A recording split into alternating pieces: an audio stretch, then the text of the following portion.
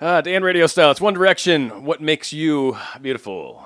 This song, this one's kind of just coming up. I don't know, just popped up actually today. I think in a different kind of fashion, and it reminded me of a time about I don't know, a month and a half ago. It was my special person's birthday area, and I don't make a deal of it because I try to kind of keep everything on the DL, and so.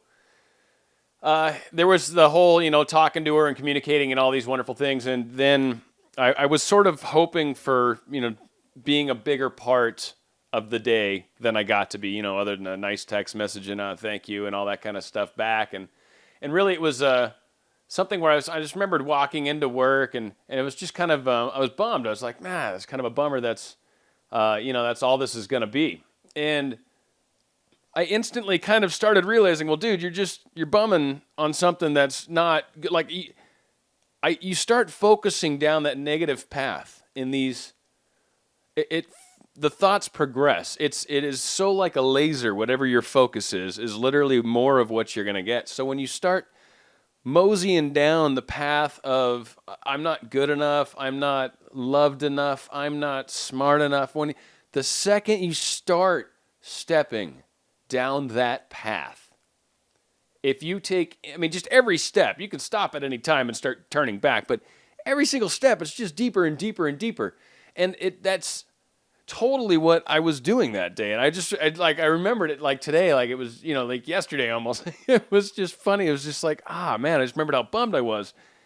And I remembered the whole issue I was having was the fact that I kept paying attention to what was happening right at that very second. Again, I wasn't looking outward. I wasn't looking ahead. I was focused at my feet and wondering why, I'm on pavement and I'm wondering, wow, I'm not at the beach. It sucks. Even though if I look up, the beach is like, 300 yards in front of me, or 300 meters in front of me. So sometimes just paying attention to right where you're at, you don't realize where you're going, where you're heading, what you're going to experience along the way.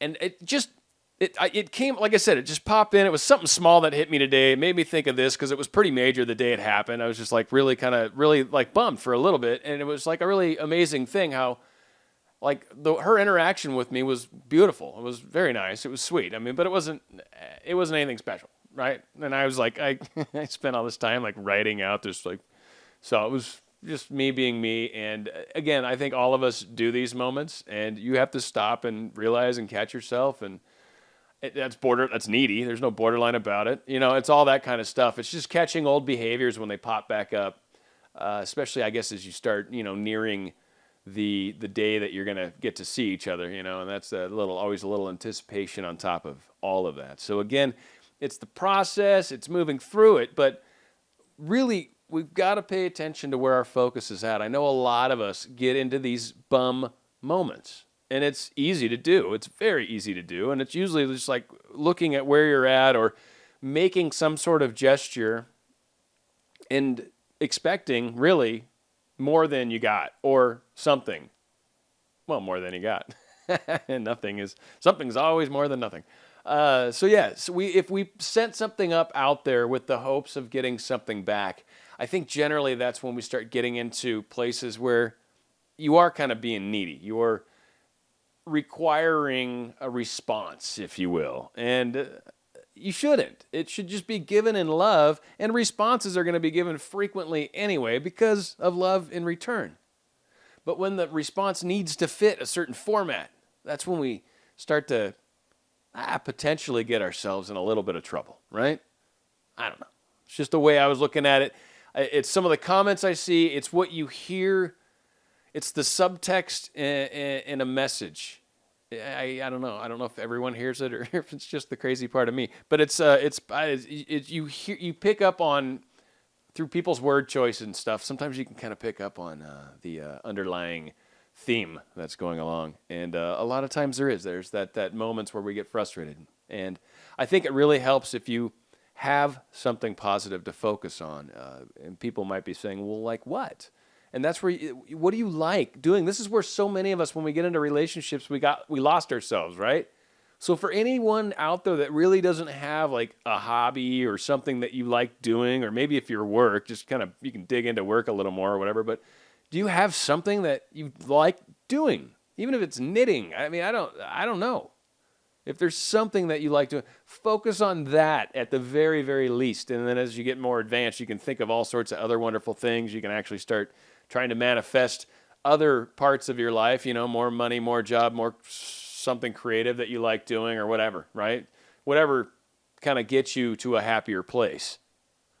We can focus on that. I've done shows recently about how when we're focused on the past, how we're almost wasting thought time that could be used on creating something in the future. And I still kind of think that's truly our thoughts are creative. And if we're going to use them, it's wise to use them in directions that are going to benefit us, make us feel better, make us feel happy. And when the significant when our thoughts about them are kind of in a negative place or we're sort of bumming, that's a good time to break away. And this is kind of letting go too, in all reality, and think about something that will make you happy. It's okay. It doesn't mean you don't love them. It doesn't mean you've stopped caring. It just, I'm going to focus over here for right now. You'll be fine. Okay. That's all. It's totally okay. It's great to take a break every once in a while. And believe me, it will actually benefit things in the big picture, especially if we keep our energy kind of mellow. If we're getting all angry and hyper and freaked out and all that stuff, that's why we broke up or that's why it's not working. That's that energy. That's that revisit. So focus on good things, focus on making it better, and try to think of good things. Have something in your back pocket that you can pull out and be like, my happy card. Like you need to have one. Whoever you are, that might even be a question I'll ask people from time to time is what's your happy card? What makes you happy? Because if you don't have anything, then you got to figure that out. You have to. I can't give you that. I can't. No one can. You've got, what do you like? Go find it. Go bowling. You don't like that? All right, try golf. Don't like that? Go fishing. I don't know. So hopefully this helps to a degree. I'm going out with a song that I've played before, but I just really, really like this song. And I think she's got another song I dig anyway, but it's Rachel Platten. I like saying her name that way. It's called Fight Song. It's here, of course, on Dan RadioStyle. Hope everybody got something good out of this.